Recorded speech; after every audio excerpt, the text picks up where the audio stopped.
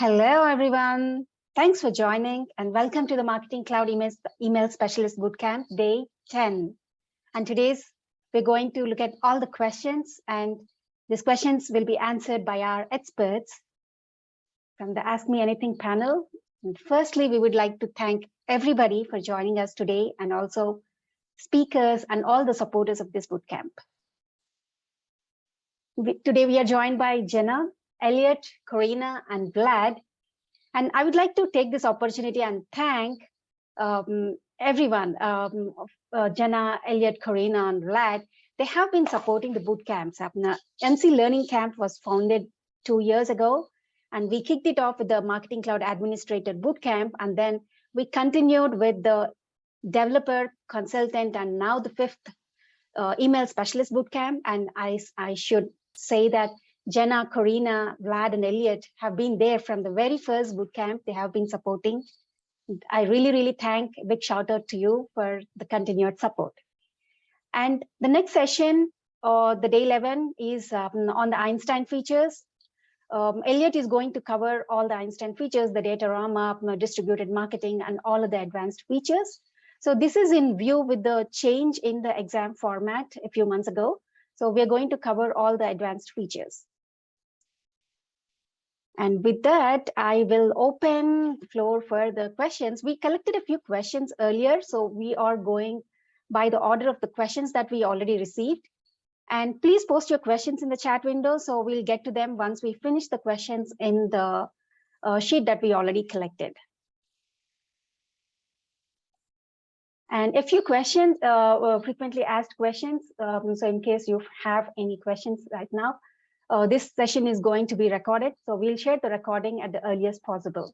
And all the recordings are uploaded to the YouTube channel Trailblazing Together, and along with the slide deck, which are shared to the Google Drive. And these are the links, and we're going to share these links in the chat window shortly and in the Slack channel as well. So with that, I will turn it over to the panelists. And Naji, you can get going with the questions from the sheet.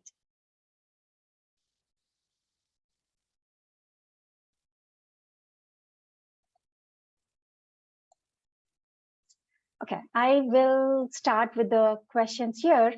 A question by Bilyana. How to distinguish between A/B testing and path optimizer?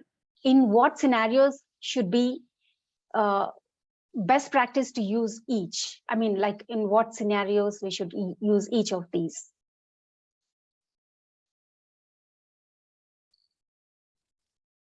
Vlad, I think you are in mute. Yeah, I think I was still on mute. I don't know. I'll try to answer that. Usually, they are more or less similar in the sense of like they're providing the testing capability for you to figure out what particular communication sort of type nature gives the best result and response from the customers. I guess the difference is really A/B testing is done within the concept of the singular email send. So you configure it at the email send level. You've got communications. You choose the winning sort of strategy, and based on either one option or the other, but you're kind of testing certain like subject lines or content itself and so forth, and looking at the engagement. So there are different tests that you can perform, comparing to Path Optimizer, which is really, I think, geared towards more journey experience, where you have multiple communications and you can distinguish between different messages altogether. So that to me would be probably the best way to articulate that. Thanks, Vlad. Yeah, another example is you could also do one within Journey Builder where you do like an email versus an omni-channel, like an SMS or a push, and you can even pick from there which one works out better. And like you were saying, Journey Builder, it's a longer period of time. So your A/B test goes out in your one send. That's that single day, where a Journey Builder test is going to go across multiple days and do analysis across multiple sends to each of those groups, and then it will pick your best one.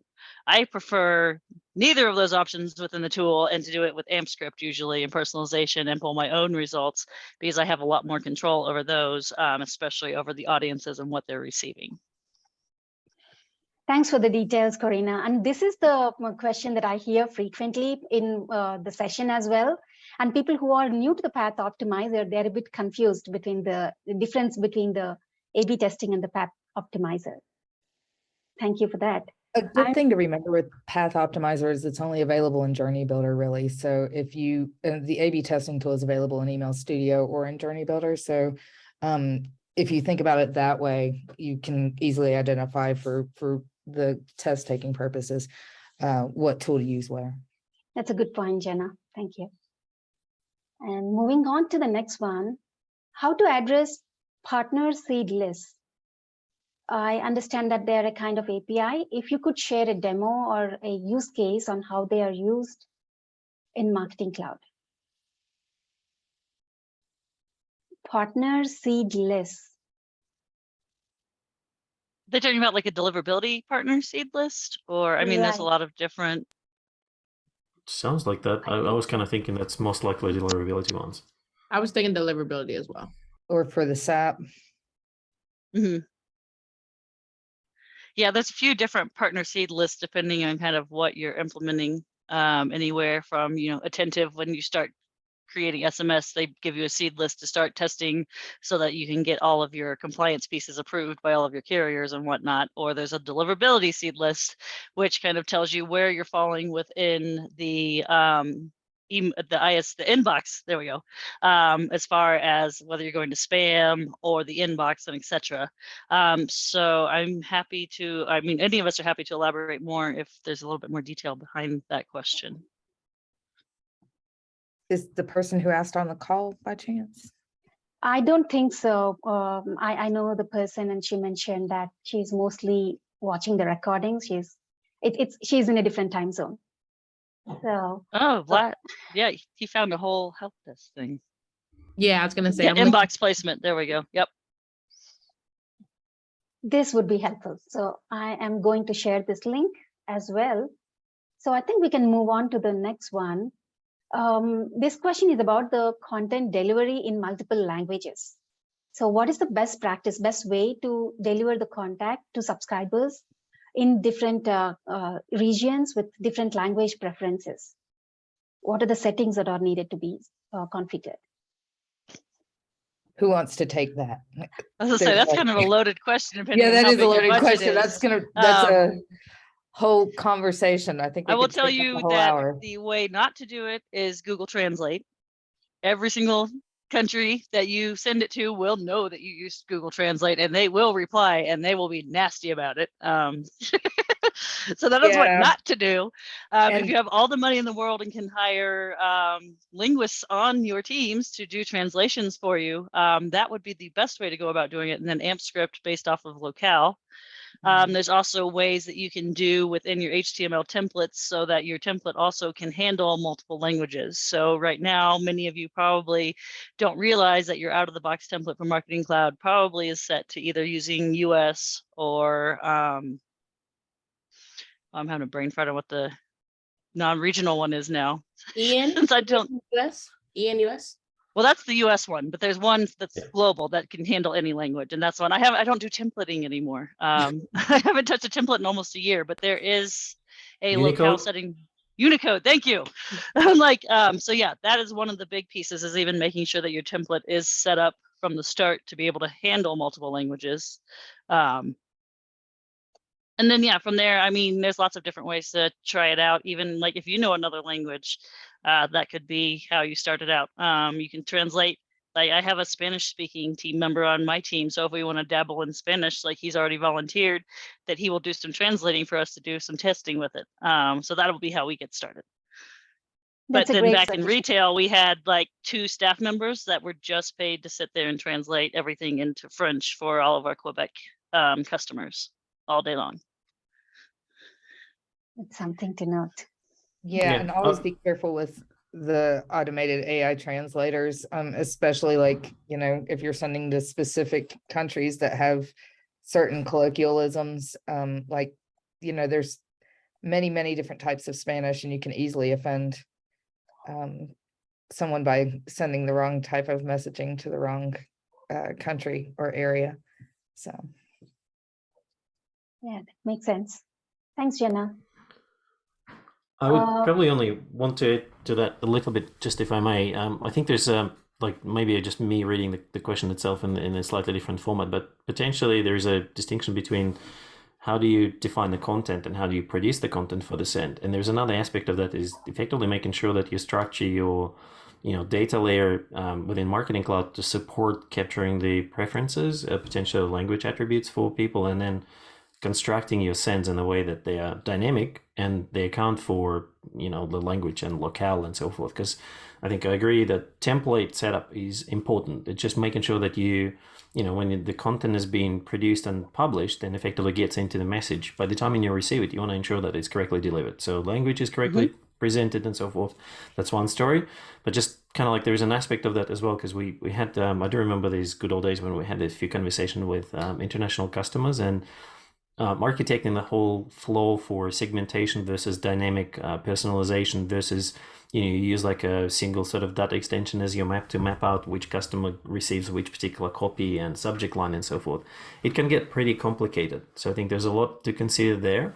And quite often is one of the good practices, in my opinion, is just assuming and not assuming, rather, considering the competency of the team is going to be doing that, because it might be a bit better to do it a bit more manual, but less chance to make a mistake in the sense of people know how they sort of segment people. There is less confusion between making the email too complex. I mean, if you have more than 10 languages to go through, like how to test it, how to validate that dynamic setup works correctly and so forth, versus where you've got like 2-3 languages, could be completely different operational process behind that. So just more extra input into that.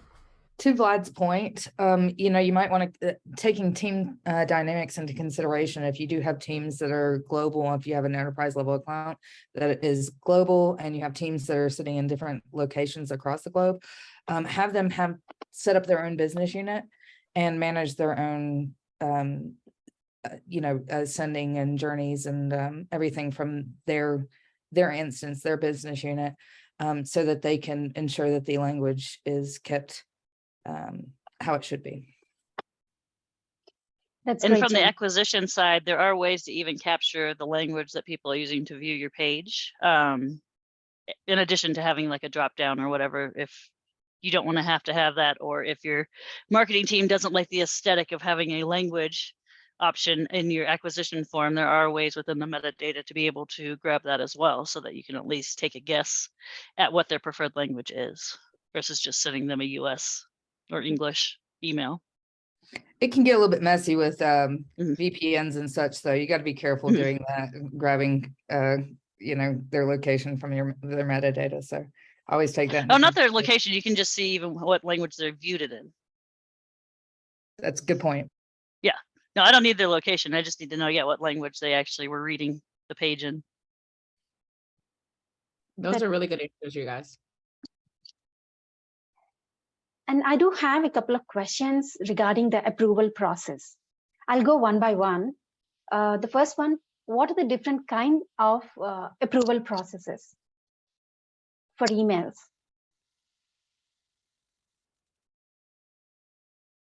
I'm going to sit this one out. I've never used the Marketing Cloud approval settings. I thought they were retiring those. Vlad, do you know? I thought kind of the same. It's been a while since I used it, but I mean, I can hold up my workflow poster here. Oh, wait, I got to unblur here. I forget how to unblur here. Whoops. So I think Here, now will it work? There we go. So yeah, this is like an example of an approval flow that I got from Litmus years ago. You got a great one. I think it's still valid. But yeah, I mean, it really depends on your company. Working brand side, I sit through a lot more of the approval flows. We have anywhere from a email specialist builds it and then her manager checks it and they send it, to an email specialist builds it. The email manager looks at it. The legal team looks at it. There's changes that go through. They go through and look at the changes again, and then it goes up to the executive levels to make sure. And then it has to go out even to some of our ad sales partners if they have any requirements, such as when we partnered with Delta Airlines and Universal Studios for the Super Bowl.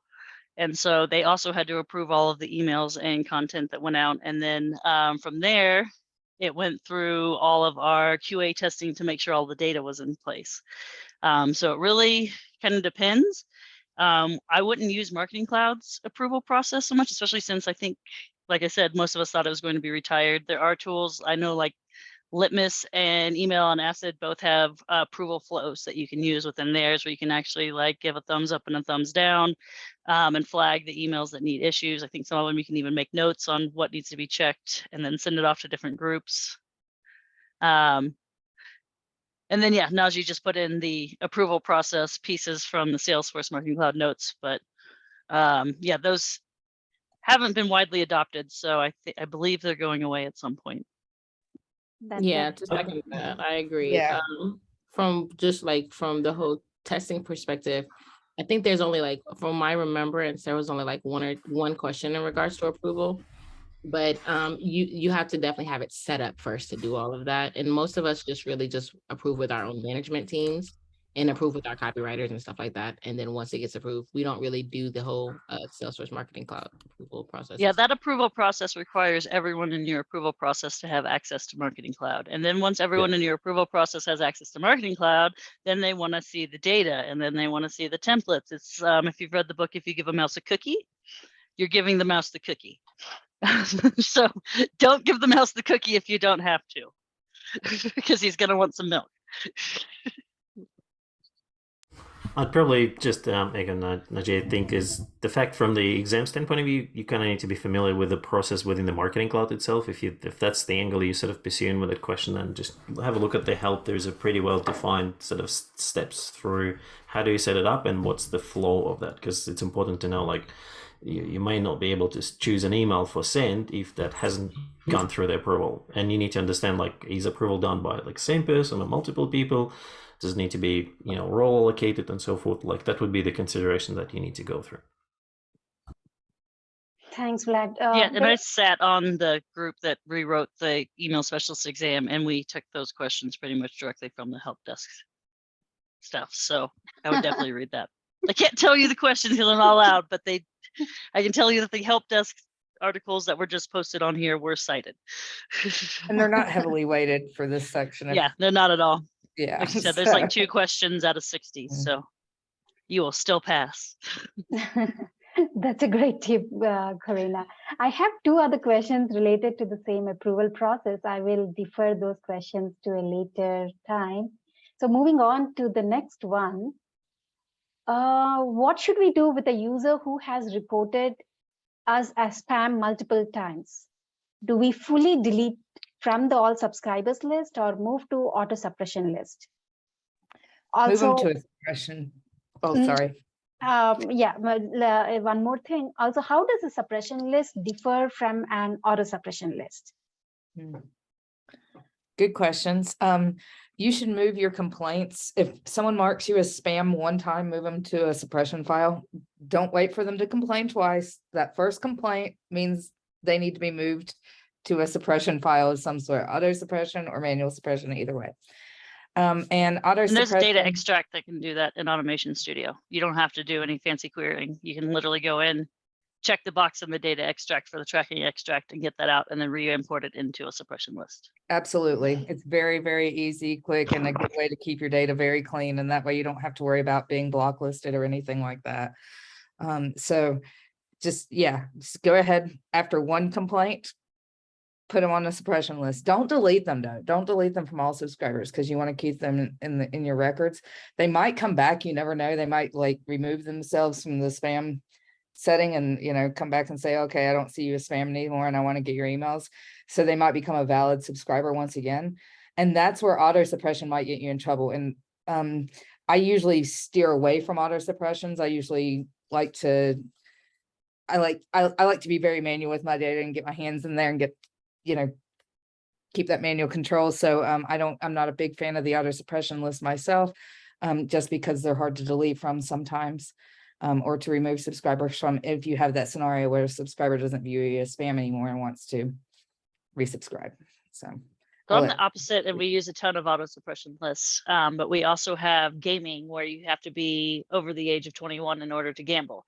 So we make sure that there's an auto suppression list tied to that sender profile, so that there can never be a chance that anyone under the age of 21 can receive an email from that brand. Another example is we have a brand that only markets to the US. So we make sure anybody that's international is automatically suppressed based off of the sender profile. We also have a few that are out there for like habitual offenders for gambling. And then we have another one where it's a suppression list for people that go into casinos and say that they want to be removed from anything gambling related because they are gambling addict. And we want to make sure that we never send to those people as well. So those are the use cases where we use an auto suppression list. Anytime that I want to have more access to it and be able to tweak it more, like Jenna was saying, that's where we use just a regular suppression list. But the way that we control our auto suppression list is that we do an overwrite every day and based off of a query. So we don't just have one stale list. It's actually refreshed every morning before there's any sending done. So anybody that turns 21 for the gaming example will then get off of the list on their 21st birthday and start suddenly receiving gambling emails from NBC Sports. You brought up a good point there. I had a client that had a bomb threat list, and that was just what they called it, you know, for people that got just very, very angry and they absolutely did not want to market to them ever again. They would be put on that auto suppression list. So there is a time and a place to use an auto suppression list and not mess with it again, like Karina was describing too. And also when the emails were sent by non-technical people, they don't know how to, or maybe they don't remember every time to include the suppression list. So the auto suppression list takes care behind the scenes. Yep. I think it's a big distinction. Yep. I was just gonna say you could use either your sender profile or your send classification. So you can set auto suppression lists for transactional send classifications, commercial send classifications, or specific sender profiles if you just want a specific from name to be able to be the one that has the suppression list. So you have some control over it. It's not just like if you turn on an auto suppression list, it's across your entire account. Yeah, Sorry to cut you off, Vlad. No, all good. And I was just extending like the point I wanted to make. I think the big difference for me is just how you apply them, because suppression list you need to configure for every send that you want to use, whether it's manual or automated. You're configuring at the send level.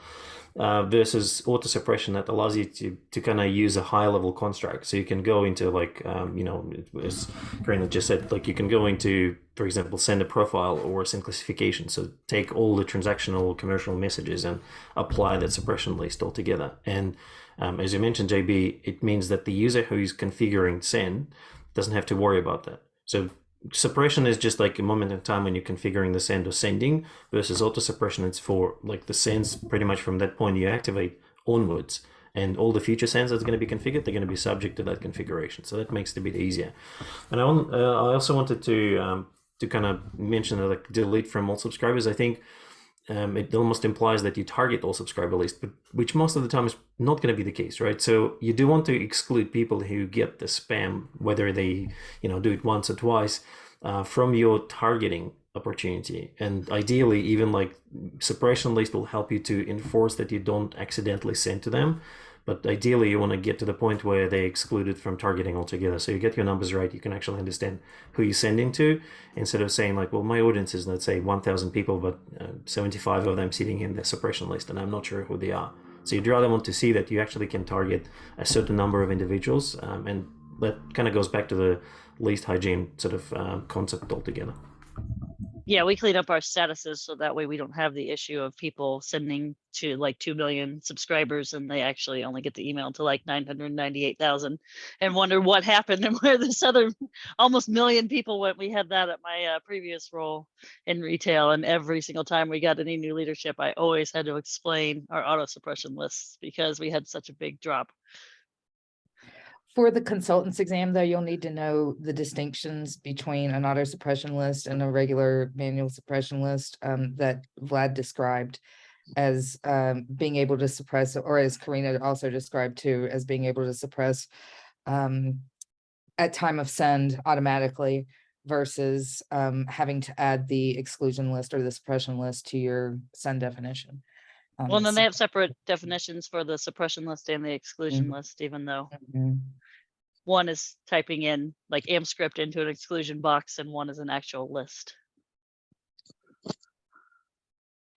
Yeah, I think and Ashley mentioned as well. I believe that question is kind of goes through both exams. You tested on both, knowing the differences between the different types of lists. One of them is, I guess, more from the data structure point of view. Can you distinguish which are the ones? Because the way you end up with getting people into the lists is different.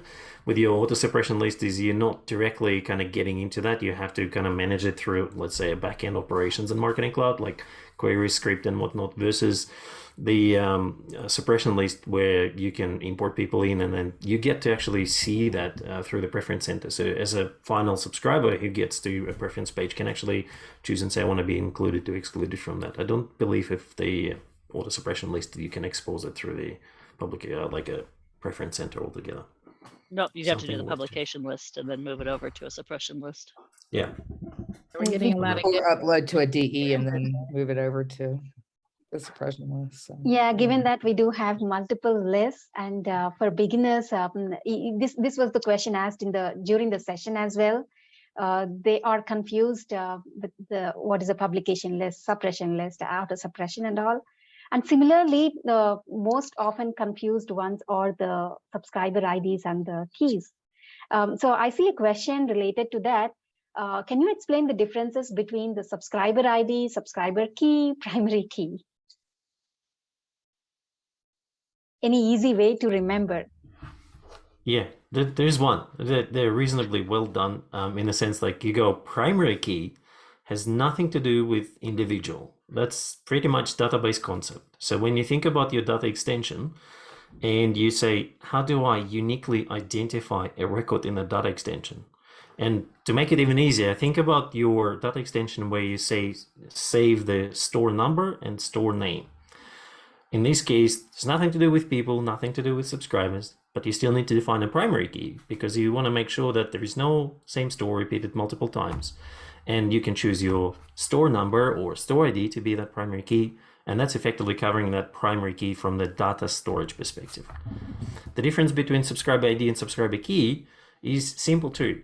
The ID is traditionally the system generated value, meaning that Marketing Cloud will generate the ID at the time when a new subscriber is created in the platform.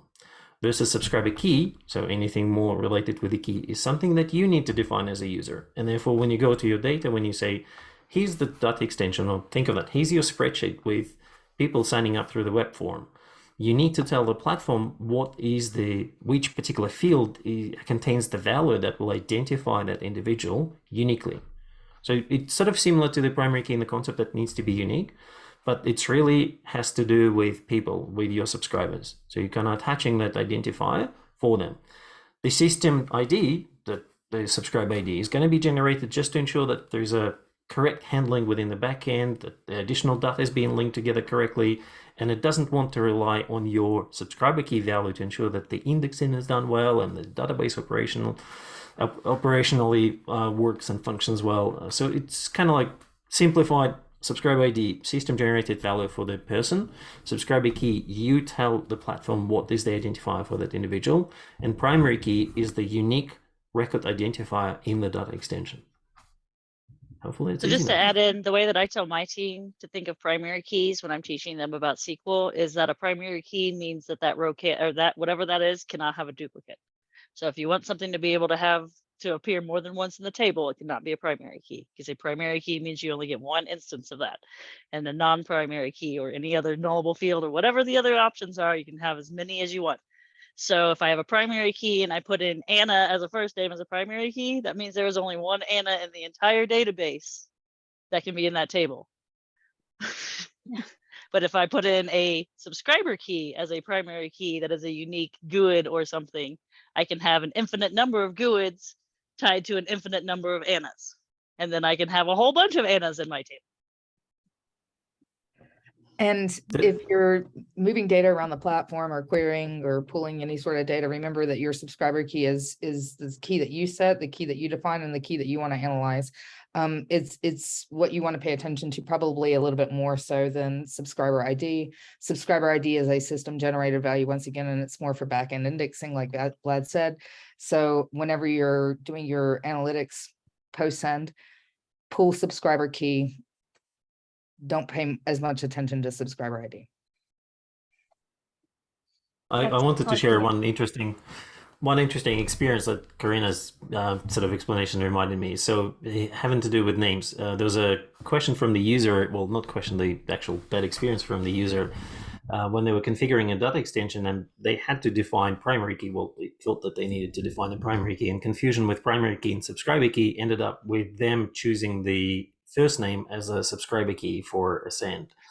And you would kind of think through what's the damage of that. Essentially, when the send went out, because they've got permutation of first name, in essence, they didn't deduplicate on anything at the same time, meaning that even if they would, potentially you would send a combination where the first name is used as your subscriber key, therefore your database kind of shrinks. But in their case, they deployed to the entire data extension without deduplication because they assume that's already been done.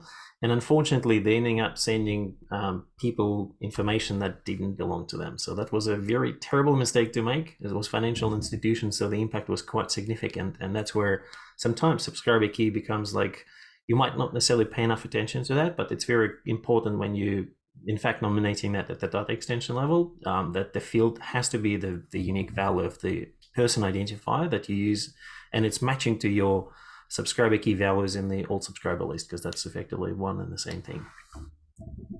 And I'm just gonna get on my soapbox here for the email versus like a random GUID for your subscriber key, and say that you should always use some type of random GUID instead of email address. And not only because it's just the best practice, but also because of the fact that you can also pass a subscriber key of a random GUID into your pieces like a cloud page and be able to do AMP scripting and whatnot based off of lookups, and you never pass any PII. So you're always within compliance there, because that's only something that's random within your system and doesn't tie back to any personal information displayed on the web.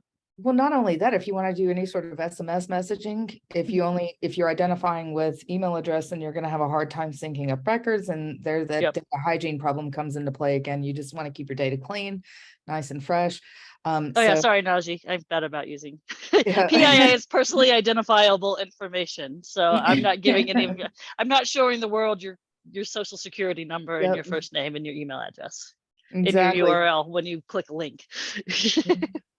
But yeah, if you want to communicate via SMS, you need to identify your subscribers with something other than email address. So another identifier would be recommended other than email address, so that you can sync up those records with those email subscribers if they do like to be communicated with via SMS and for email. So. Imagine the pain of going up and changing the email address from, say, .gmail to .hotmail just because you feel like, and all of a sudden in the marketing database it becomes really strange. That's what I was gonna say. People change their email addresses all the time, and especially if you have something like Netflix, where like one whole family is on that one email address. Yeah, it can become a real one-to-many relationship real quick. Now, old stats, whereas the average lifespan of a regular civilian's email address, non-marketers, because we're special, we're in our own little world, used to be a year and a half. I don't know if 18 months is still the average lifespan anymore. That's an old stat, but so that's how frequently people change email addresses. So that changing from Hotmail to Gmail or whatever is a very real thing. That's a great point, Jenna. And this question is related to the recent name changes in the Marketing Cloud for some of the products. The names have been changed. So in the exam, if something is referenced to the older name, let's say Datarama is used instead of intelligence, so should that still be the correct answer, or they should look for the intelligence? I don't know, maybe both. I don't believe the exams have been rebranded yet, so go with the old names. Yeah, no new names. I can tell you, I could not find the release notes today because I cannot remember what Marketing Cloud is called if it's not Marketing Cloud or Exact Target. So I had to ping my account manager and ask her to send me the link to the Marketing Cloud release notes, because, and yeah, I still can't tell you even now at the end of the day what the Marketing Cloud release notes are actually called now. And I have seen in the partner learning camp, and this is not on the email specialist certification, so don't worry about it there, but in the partner learning camp, you'll see a mixed bag.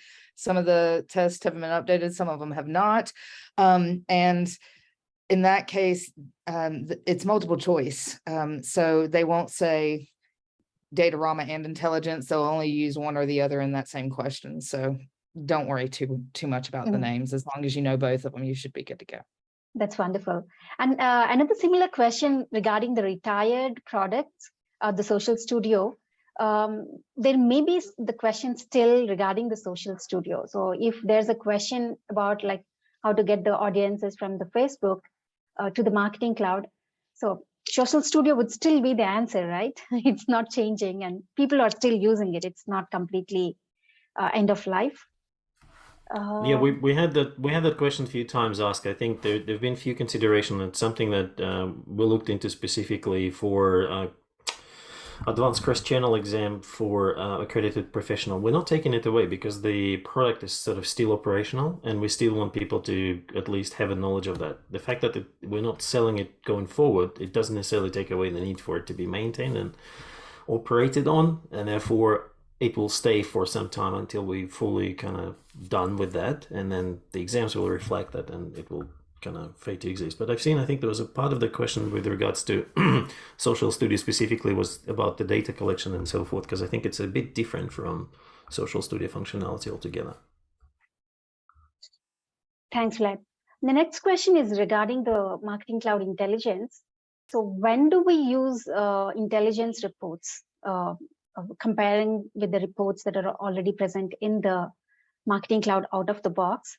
So when do we go with the Marketing Cloud Intelligence reports, and what is the difference between the dashboards versus collections in Marketing Cloud Intelligence?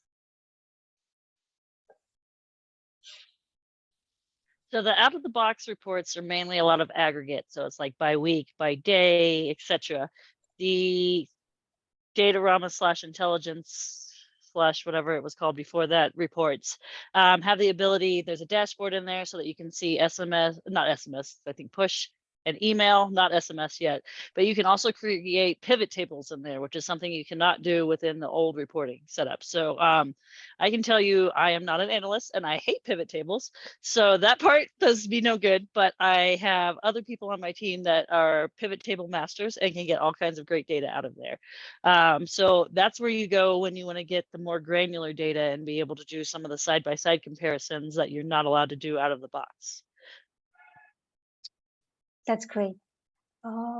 So the next question is about customizing templates for the SMS and WhatsApp messages. So outside the journey, if we want to send one-on-one messages, the SMS messages or the WhatsApp messages, is there any way that we can customize them?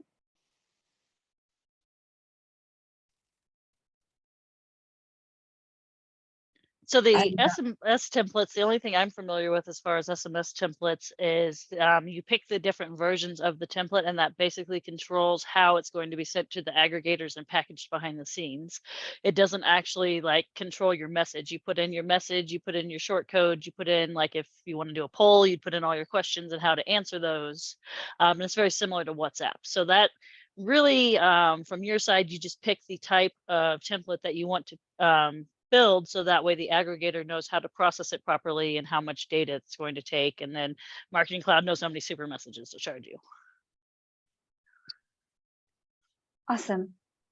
And yeah, I would. And sorry, then I wanted just, to go back to the Yeah, go ahead. difference between the dashboards and the collections real quick. For I'm guessing that was the data run, but the dashboards are the pieces on that initial intelligence piece that they actually show you that are built out that you can't really adjust except for maybe like by week or by day. And then the collections, when I think of collections, those are like the different collections of reports that they have within the old reporting part, where you can go in and there's like a collection of reports for journeys and a collection of reports for SMS.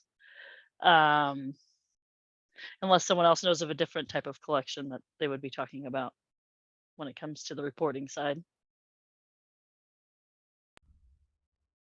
Yeah, I think collection could be. I mean, it's just more whether it's a question with regards to intelligence itself or the reports in the past, because it could be collection of reports that kind of similar on the same topic versus collection in intelligence probably considered a bit different to you. But I would say the dashboards, depending on the edition, right? Because they might get to the point where intelligence is quite expendable, and you get to the level, well, depending on the options, where you've got one included advanced version, or you get to the opportunity to create your own dashboards too. So that's one of the things, that you get to the level where you can get a very detailed and intensive view, I guess, of the things. But the way I'm looking into that is, you've got different elements of data that you put into the dashboard, and they could be like, sort of mini reports, if you will, that they kind of visualize in Surface, and they're more like to CRM reports or dashboards, where you've got the report that fueling up the particular widget on the interface of the dashboard, and then dashboard provides the opportunity to define common filters or some criteria that you can change the way the system sort of visualizes that. I find like that's usually the question around like understanding what's the differences between them. Got it. Thanks, Vlad. And this question is about a feature that is available in the Salesforce, but I don't think it's available in the Marketing Cloud. Login as any user in Salesforce. So whenever some customization is done and the admin wants to check or do some quick checks, they can log in as a different user and check how it looks like in Salesforce. But is there any similar feature like that in Marketing Cloud? I mean, you can always get someone's credentials and log in as that person, but there's not a need to. You can, there's unless you're checking their permission sets or something like that, there is an impersonation of a business unit that you could do for cloud pages and stuff like that, but it's totally a different, it's a different concept altogether, in different context. Why can anybody think of a use case as to why you would need to log into SFMC as another user unless you're checking permission sets? Yeah, permission sets, and that's usually I make a test user for that. I know in Datorama and the Sales and Service Cloud, you can actually do impersonations, but there's a lot more customizations you can do on that side. And there's a lot more troubleshooting as far as access, or even like different records and fields displaying, that sometimes that's the only way you can figure out what your salesperson is saying to or describing to you as you log in and see exactly what it is that they see on their screen to figure out that role or permission. And it's the same for Datorama.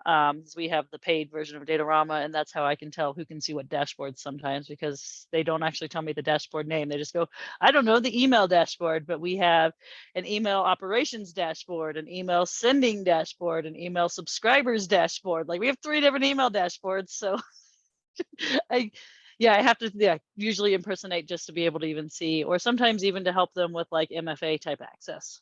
Sometimes that's the only way I can help troubleshoot how they're accessing the tool. But yeah, as far as for Marketing Cloud, a lot of that, they also don't allow you to do that, because you could go in and get into a lot of trouble sending as someone else. There were even issues back in the early days of ExactTarget when people would go in as support people, and that's why there's all the limitations now where you have to even let your support person, you have to grant them permission to be able to impersonate in, because back when I was doing support, we could just hop into your account willy-nilly and we could change stuff and send an email if we wanted to when you needed support. So that's why those pieces are in place now. Yeah, that's going to be a real danger. So the feature is not in there for a reason. And the next... Oh, sorry. Oh, and to Gilda's point, he also said that testing permissions is a really good reason. Yeah, that's probably the most common one, because the big difference with CRM, you've got the record level permissions, right? So you can get to the point where you and the other individual can have access to different records. And quite often, if you want to help to troubleshoot, it gets down to the data granularity. With Marketing Cloud, you don't have that problem, because you either have access to data or not, and it's controlled through the permissions. So if you do need to test out the user, one of the easiest way could be is just if you create the test user, kind of match the permissions and profile and kind of like go with that. So assign the same roles, assign the same permissions, and you can do the test very much the same as that user, because there's nothing else that will tie up to say you can restrict ownership for a particular thing. The only other thing I was just kind of trying to think through, whether or not the content builder allows you to kind of restrict access to some of the assets that you create before you share them. That could be probably one of the other ways where you might want to get level access, but I mean, they can share the template and effectively work with it. So it's probably different thinking on how you and why would you want that.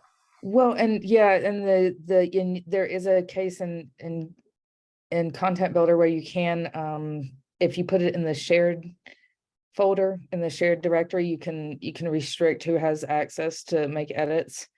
From the business unit standpoint, which business unit has access to make edits to that content. But again, that would be probably a little bit overcomplicating the idea.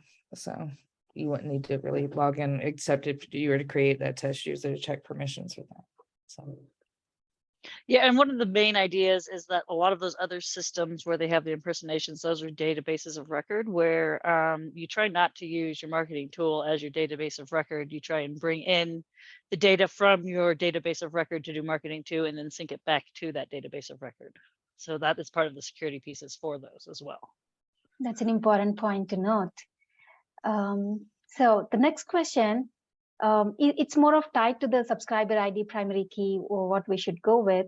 So this one is during the creation of the data extension. So if you want to create a data extension on the fly and no particular subscriber ID is available, would it create a duplicate subscriber, or what would be the best practice in that case?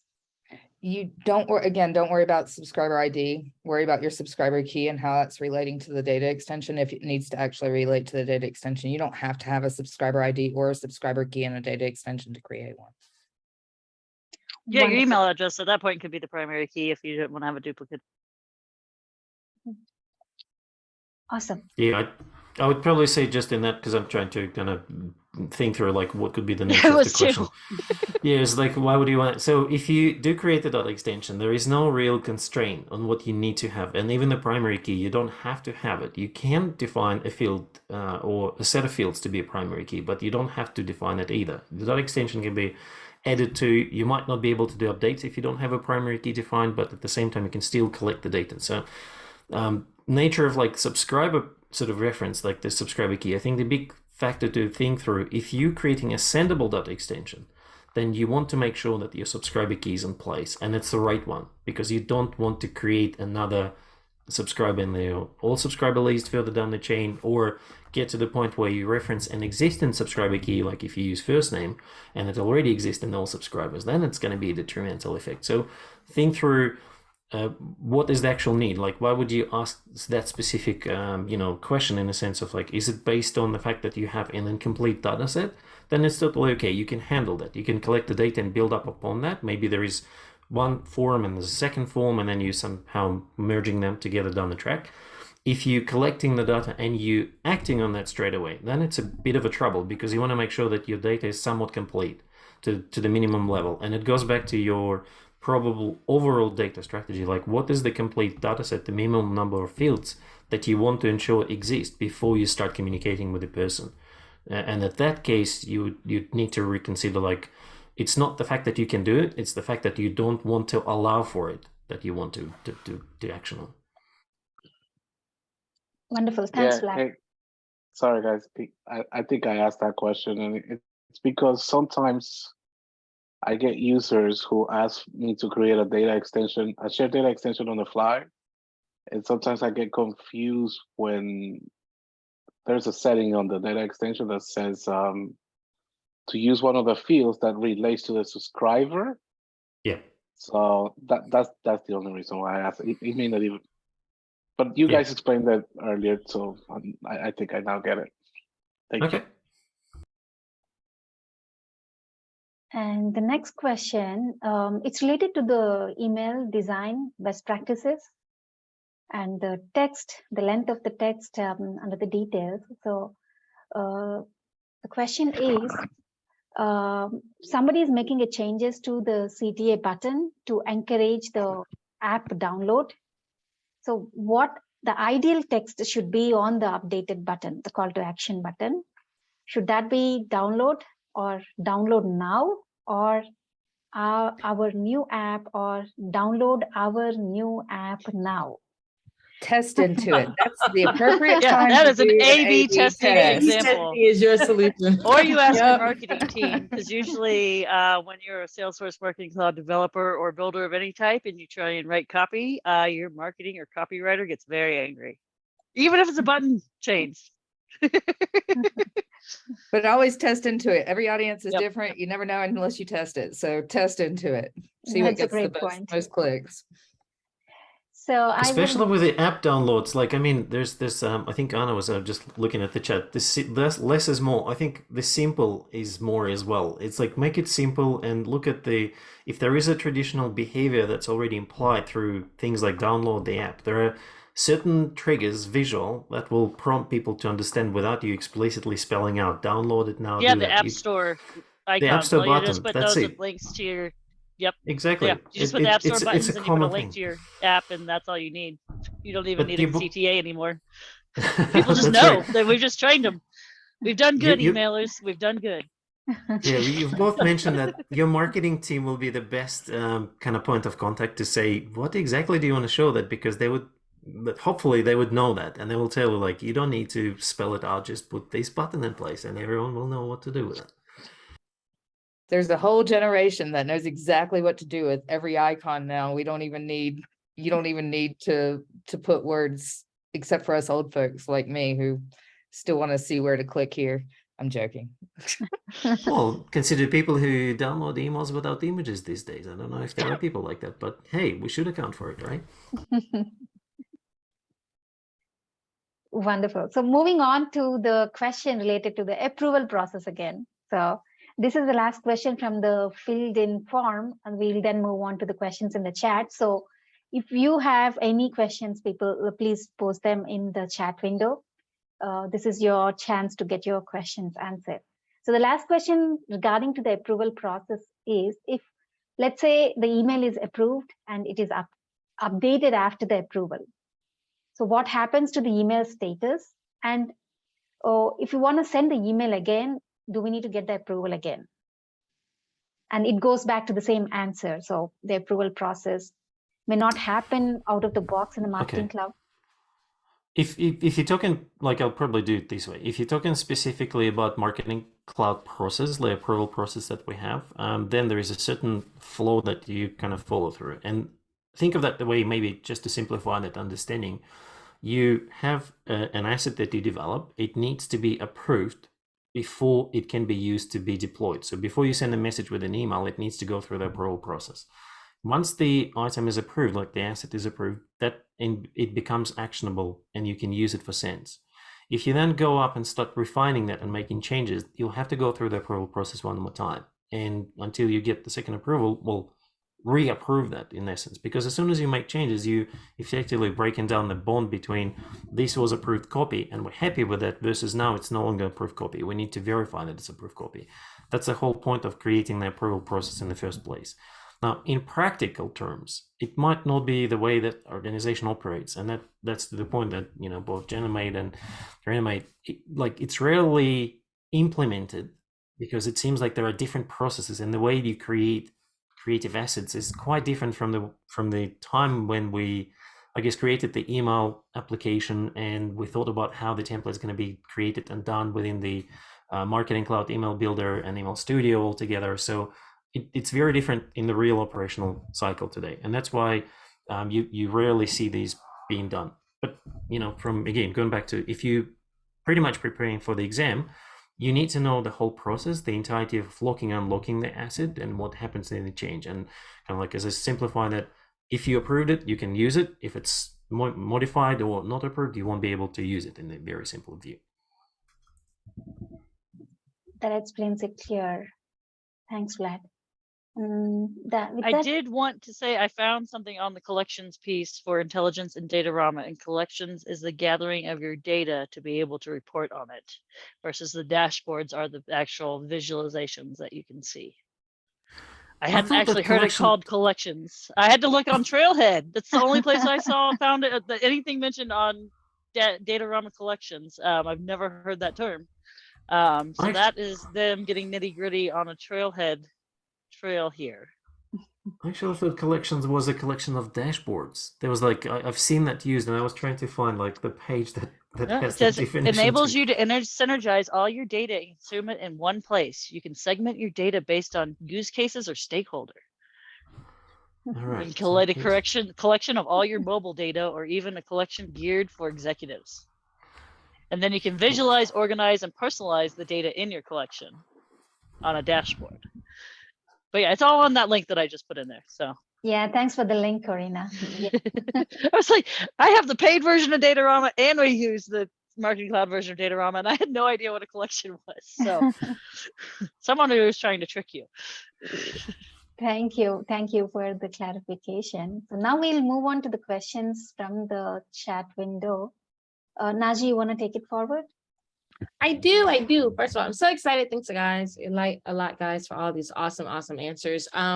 So we did not have a lot of questions in the chat, but there are quite a few, just like a few small amount of them. And as you guys have already been doing, you guys have been answering kind of along the way. So that's pretty cool too.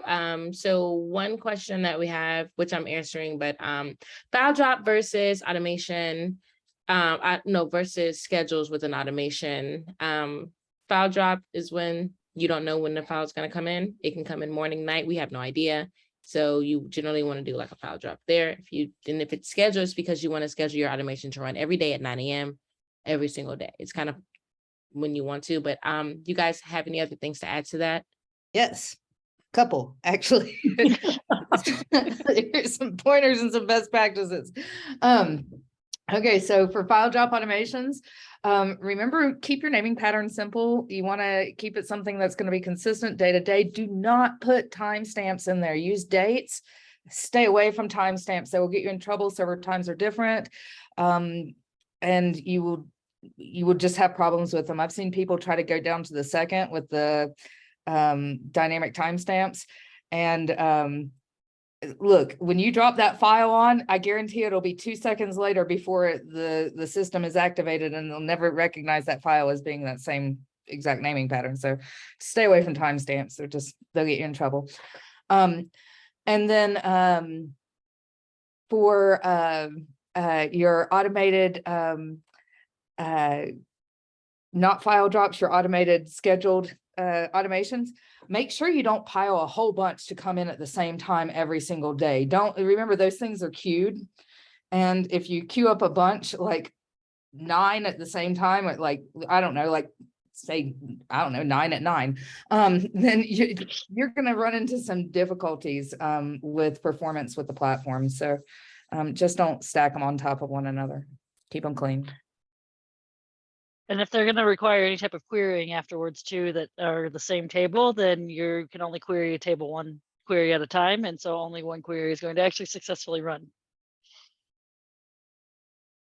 One question I saw was, what's the difference between a smart capture and a web collect? I believe web collects are URLs, right?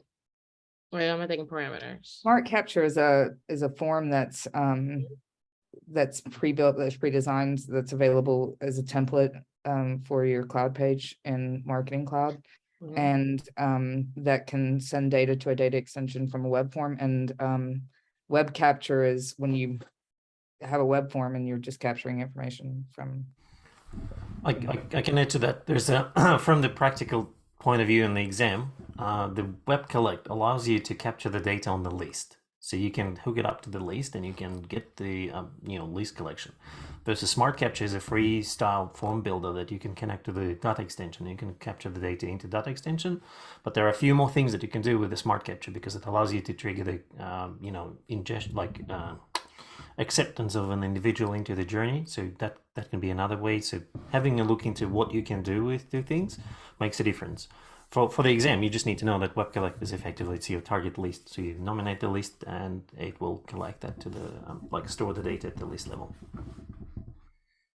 And when it comes to web collect, please, please, please don't use DE Manager. It's a very old tool. It was written way back in the exact target days. It's not properly supported. I can even tell you the guy that wrote it is no longer at Salesforce as of a couple of weeks ago. So it's really not supported now.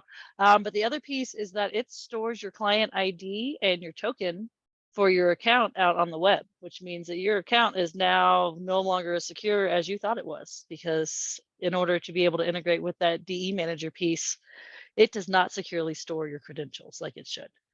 Oh, wow. Because it was just whipped together way back when as a quick solution, way before smart capture became a thing. So smart capture would be the way to go now, or creating your own form and using fancy scripting and proxy and whatnot once you become a consultant and a developer. That's But really just as someone like my husband that's right there he actually was one of the architects for 18 years, and he that was the bane of his existence, was DE manager. well, that's a really good answer. Thank you so much, guys. So my next question to you is, what the heck does the capability of a data relationship mean? What context is this used for? I've never heard of the capability of a data relationship in a certain context, but maybe. Oh yeah, data relationships. Go back to audience builder. Yeah. Even Well, talk and about- data extensions. That's how you create the data extension to data Mhm. extension linking. It's called a data relationship. Remember when I was telling you about filters the other day, Jenna? And I told you how we had a bunch of linked data extensions and they were filtering on it instead of writing a Yeah. query. That's Yep. data relationships. Yeah, I know.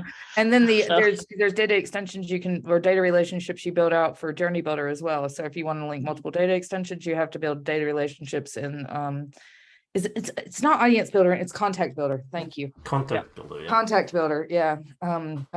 Is where you build out data relationships now. Data Under the designer. audience builder dropdown. Thank you, Lakshmi, for saying that. Yes, data designer is where you build out your data relationships. So there's plenty of different ways to link data, and you can also do it with SQL and with server-side JavaScript as well. So that gets more technical there.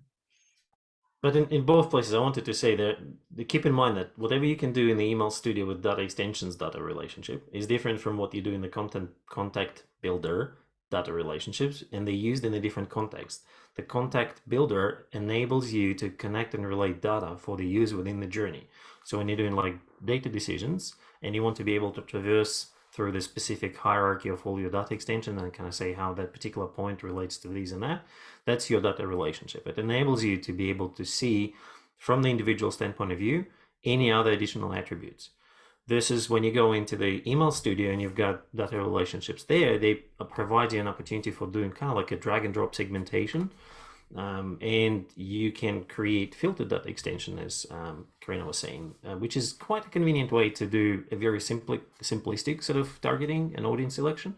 But again, they're not one and the same, and they're not inheriting each other. So they're two separate configurations, even if the relationships are the same. I love that answer. That was awesome. Ashley's had her hand up forever. Ashley, what's up? Talk to us.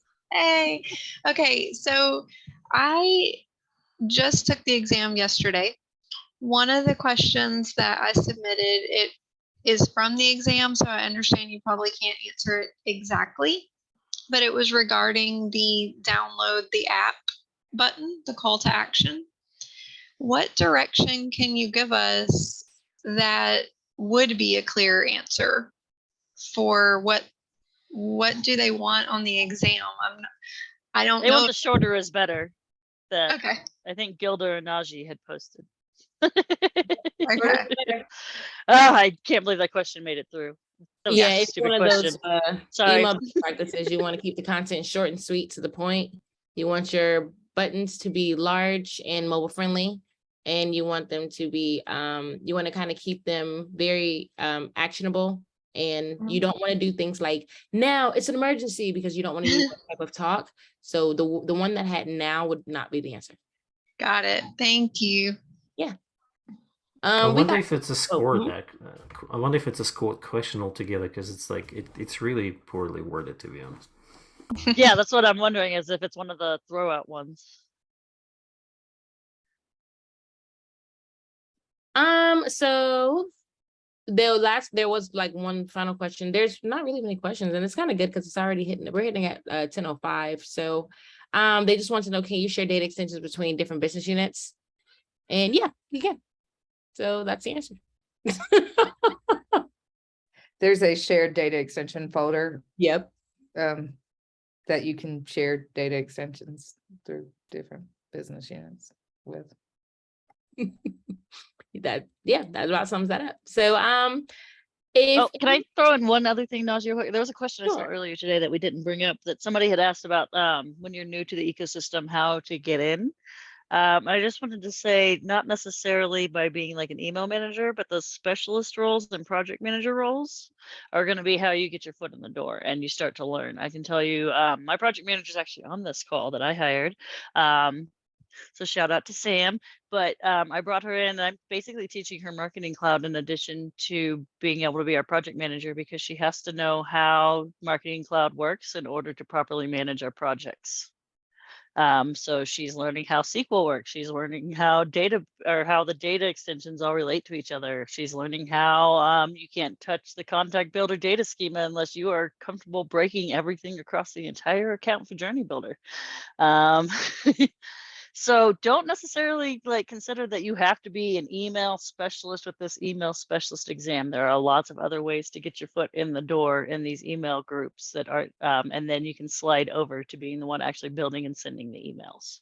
Or if you have a design background, a graphic design or any sort of design background, and you know some HTML and want to learn a little bit more about email development, that's another good entryway, is through email development or through data management. If you have a background in, CRM or like I have a background in data for direct mail. We're talking 20 years ago, but data for direct mail, which helps with relational database knowledge and load data. Yeah, that's true. We have two people that just pull our lists and do that querying, and they have to know what we're going to do with it in Marketing Cloud so that they know what to pull. And a business analyst position is another role that you'll see that's entry level for. Or maybe like an editor, if you guys know how to spell and punctuate really well. That's a really good way to get in there too. I can't do either. So I'm same. That's why I'm a developer. That's why I code. We code when we can't spell. That's the way it works. Notice I would have gotten the download now button question wrong, because I would have put the app logos for the Apple Store and the Android store or whatever it is. So I wouldn't have gotten that question right either. And then I would have, at the end of the exam, said that was a really stupid question because I would have assumed that was one of them I got wrong. I second all that. Francis Sam said, Corinna hired me. I am Sam too. All right, guys. You guys did a phenomenal job tonight. And with that being said, I hope you guys got all of your questions answered. Thank you guys for all of your help and just being able to just offer such expertise to us tonight. We really appreciate you guys. And with that being said, JB, if you don't have anything else to say, let's go ahead and close this baby out. I would really like to thank everyone, Jenna, Corinna, Vlad, for your time today and for explaining everything in detailed manner from the real-time scenarios. This is really helpful. Thank you once again. And thanks everybody for joining today's session. And remember to register for the next one that is specifically on the Einstein features and some of the advanced features. Thank you. Einstein's one of my favorite features, so don't miss that one because it's so fun to play with. And I know a lot of you guys had questions about Einstein too. Yeah. That was a big one. You guys feel free to please email those questions, put them in the Slack channel so that we can prepare Elliot as best as possible. Thank you. Thank you, everyone. Goodbye. Thank you. Bye. Good night. Bye.